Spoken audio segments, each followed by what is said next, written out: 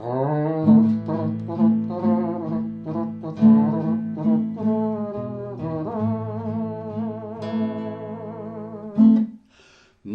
oncle infâme bricoleur faisait un amateur des bombes atomiques.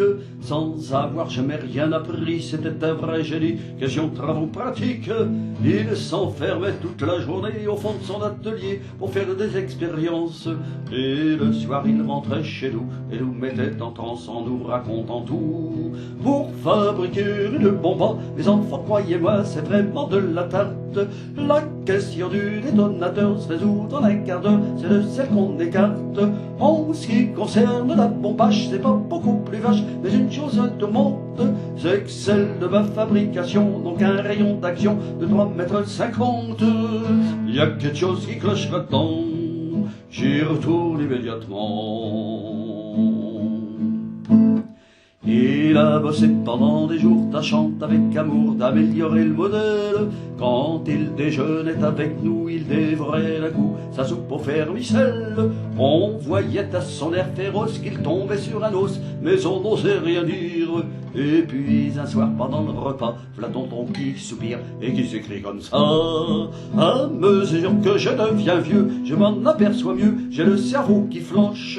Soyons sérieux, disons le mot, c'est même plus un cerveau, c'est comme de la sauce blanche. Voilà des mois et des années que j'essaie d'augmenter la portée de ma bombe, et je ne me suis pas rendu compte que la seule chose qui compte, c'est l'endroit où elle tombe. Y a quelque chose qui cloche là-dedans, j'y retourne immédiatement.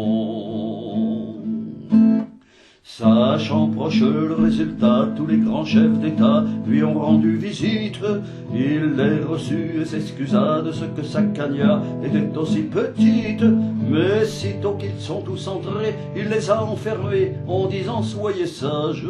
Et quand la bombe a explosé, de tous ces personnages n'est plus rien resté. Tonton, devant ce résultat, ne se dégonfla pas et joua les andouilles. Au tribunal on l'a traîné et devant les jurés le voilà qui bafouille.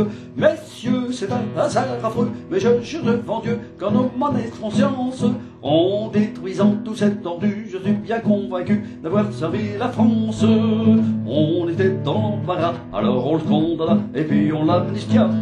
Et le pays reconnaissant l'élu immédiatement chef du gouvernement.